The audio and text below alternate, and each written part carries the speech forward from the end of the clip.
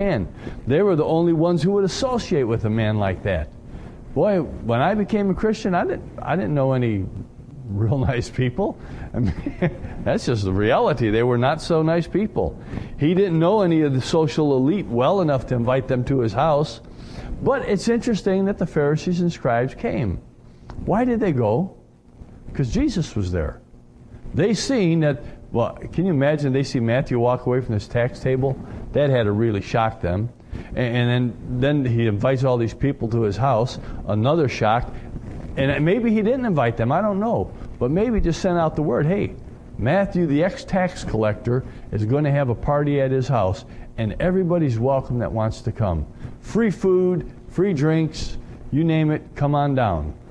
I don't know how he did it. Don't know if he took out, a bulletin board, a big billboard out on the road, or if he had people their signs, like at the airport, looking to pick you up.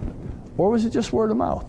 I would assume it was word of mouth that a big thing had happened in this guy's life, and that's why people came. He was a tax collector, and tax collectors were at his level. That's what we find in Matthew 21. For a Jewish man like Matthew, the worst thing of worst was to be a collector of taxes, a publican. His occupation made him a traitor to the nation. And you have to remember that. He's a traitor to the nation. He is helping out Rome. And, because of his position, more than likely is making a little bit extra. So he would have been an outcast, forbidden from the temple. He might have been able to go to the court of the Gentiles, but he would be unable to go any closer because he was always in a position of being an unclean man. And to them, Matthew, as all publicans, were the scum of the earth.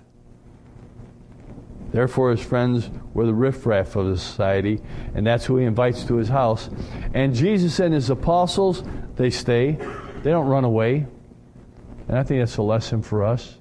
Man, when, riffraff come around, we don't have to run away. We can take a stand. We can care for people as they are.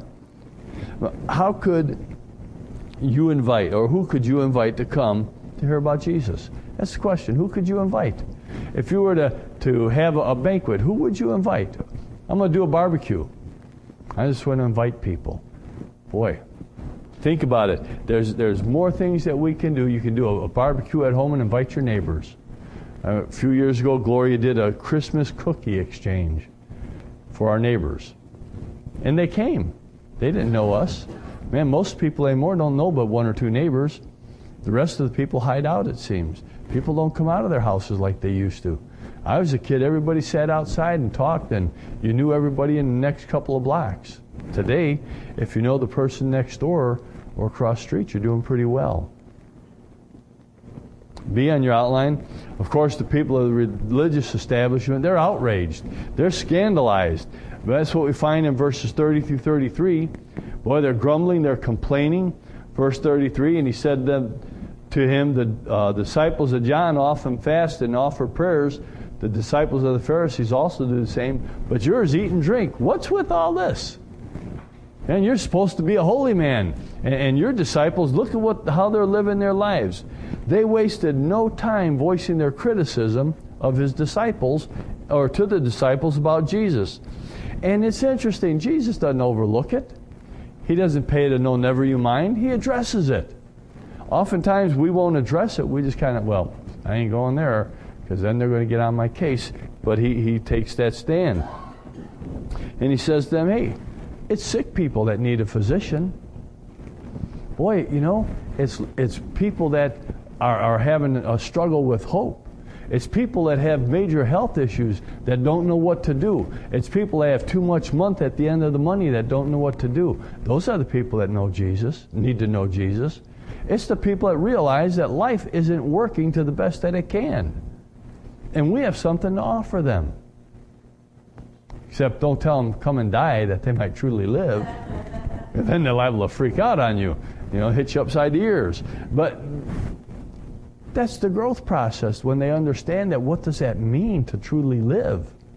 Because I didn't have a concept of that. Did anybody know what it meant that you would truly live? Maybe you're not living right now. Maybe that's a problem. Maybe you're struggling. He's got a lot to offer us if we'll open up our eyes and see. He had not come to call the self-righteous, but sinners to repentance. In other words, there was nothing, think about this in your own life, there was nothing Jesus could offer the religious elite. What could he offer them? If you think you have everything, if you think you don't have a need, what can you offer? You see, if I become so self-made, if I don't trust in God, and sometimes I think he lets us get to the end of the month with not enough money. I think he allows that to happen so that we will trust him, so that we can see that he provides. You know, this elevator thing has drove me crazy.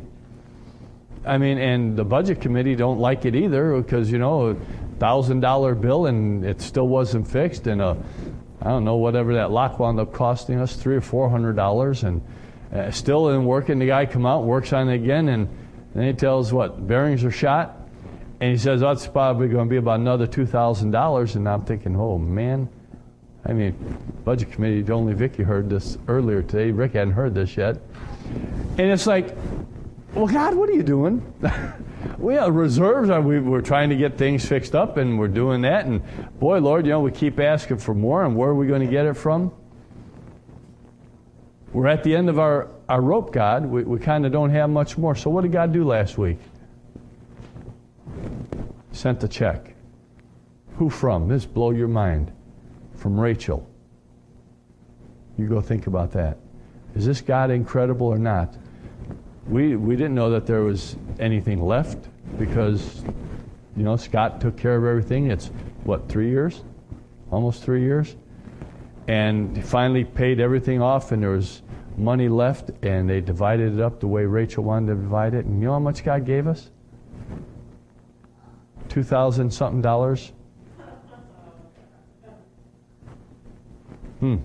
Did God know the elevator had a problem? We knew it had a problem. we didn't know how bad of a problem it was. God knew the elevator had a problem. He knew how bad the problem was.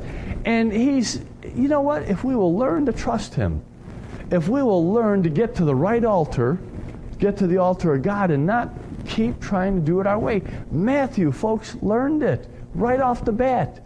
He learned an incredible trust. Follow me. That was the only thing. That was all Jesus said. Was follow me. And he left what he had. And he put his trust in him because he knew he had a need. The religious elite didn't get the blessing because they wouldn't admit they had the need. They kept trying to work it out themselves. So I think I could end the message right here, the lesson for us. Do you recognize your need? And will you go to him with your need? And what if he doesn't fulfill it today? What if he makes me wait a month, 2 months, or what if you got to have another surgery and you're surgeryed out? You know what? It's his. And he says he loves me more than anybody could ever imagine or love me. He says he will provide in ways that I'll not understand. And maybe it doesn't always mean financially. Maybe he's going to do something else. But do you trust him enough to allow him to do something else? Or are you a Pharisee? A scribe, a hypocrite? And you say, well, yeah, I'm a religious person, but I don't trust him. But I can't walk with him. Because, I mean, I got to be able to do it. And, he says, put your feet to prayer, so I got to be doing something. Well, I think put your feet to prayer is just pray all the time. Pray continually. Yes, look for those places he's working. Yes, join him. But folks, if we don't trust him, we become like them. And he said he couldn't touch them. He couldn't help them until they came to the end of their rope and seen that their need was Jesus. But people like Matthew, who were prepared to confess their sins, who were prepared to lean on Jesus, to admit that they were a cripple, and Jesus said that in the Sermon on the Mount, you got to come to that point of recognizing your spiritual poverty. And if you don't come to that point, well, Pastor, it's not my spiritual poverty that matters, it's my financial poverty. And I'm trying to tell you, it's all connected. Every bit of it's connected. It's a faith walk. Well, see, the gospel and tax collectors. Some interesting things that you as you look at this stuff, at the word that come out to me. It's interesting to note that 3 other tax collectors are specific. There's only 2 that are mentioned in a positive light of the Pharisaical group, Herodians, Sadducees, Pharisees, and that's Joseph of Arimathea and Nicodemus that are mentioned otherwise. But here it mentions 3 tax collectors that each of them found forgiveness. Each of them found new life. Think about it. Zacchaeus was a wee little man, a wee little man was he. He climbed up in sycamore tree because Jesus, he wanted to see. Who do you want to see? Who do you want to see at the end of your day? Man, if John was here, I'd ask him to come up and give me Jesus. Give me Jesus. That's what I want to see at the end of my day. Give me Jesus. And give me more of Jesus. That's Zacchaeus' life. What is yours? And then there's the publican mentioned in Luke 18. There's the tax collector and the Pharisee that he mentions there. We'll look at that in a moment. And then there's Matthew. 3 tax collectors, 3 publicans that were mentioned, and God does this incredible thing. I was going to ask you, John, you heard that. That's good. Luke 15, verse 1 says, and it'd be up on the wall, all the tax collectors and sinners drew near to him to hear him. You see, they were attracted because they knew what they were. Do you know what you are? What finally attracted me to Jesus was when I realized what I was. Scoundrel, unprincipled, scumbag of the world. Luke 7:29 says, Jesus commended John the Baptist's ministry. When all the people heard him, even the tax collectors justified God, having been baptized with the baptism of John. You see, folks, it's pointing out that they were available to hear. They recognized they had a great need in their life. And then Jesus admonished the religious leaders in Matthew 21, the second part of verse 31 and 32. Truly I say to you that the tax collectors and prostitutes will get into the kingdom of God before you. Man, that is an indictment of religious people, of people that think, I can do it all on my own. Not just religious, but those that don't think they need God in their life. It's an indictment to them. For John came to you in the way of righteousness, and you did not believe him, but the tax collectors and prostitutes did believe him, and you, seeing this, did not even feel remorse afterwards so as to believe in him. How many times have you heard the gospel, and you're still lacking faith and trust? That's the point that's being made. How many times, Chris, do you hear the good news, and you still wander out in the wilderness? Are you tired of the wilderness? I am sick and tired of the wilderness. And man, it's time that we continue wholeheartedly turning ourselves unto the Lord. The parable now of the publican and the sinner out of Luke 18. I think it might have well been based on this incident. And it would be up on the wall here. 2 men went up to the temple to pray. One a Pharisee and the other a tax collector. It's Luke chapter 18, verses 10 through 14. The Pharisee stood and prayed thus with himself, God, I thank you that I'm not like other men, extortioners, unjust, adulterers, or even as this tax collector. You know that they were scum.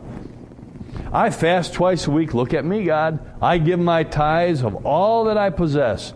And the tax collector, standing afar off, notice that, would not so much as raise his eyes to heaven, but he beat his chest, saying, my God, or God, be merciful to me, a sinner. I like it in Latin, mea culpa, mea maxia culpa. It just kind of rings for me in my old life. I tell you, this man went down to his house justified rather than the other. For everyone who exalts himself will be humbled, and he who humbles himself will be exalted. You notice that the tax collector stands far off. He had to. Wasn't permitted to be any closer because of what he was, because of his lifestyle. The Jewish Talmud taught that the righteous could lie and deceive a tax collector because they were so unjust people. So you could lie and cheat to them. Kind of crazy? We justify sin. And the Talmud was justifying it. Obviously, the tax collectors there was a certain amount of legitimacy to the business. There were 2 types of tax collectors. There was a tax collector who collected property tax, income tax, and poll tax, and that was legitimate taxes of Rome. And then you had the other tax collectors, and they had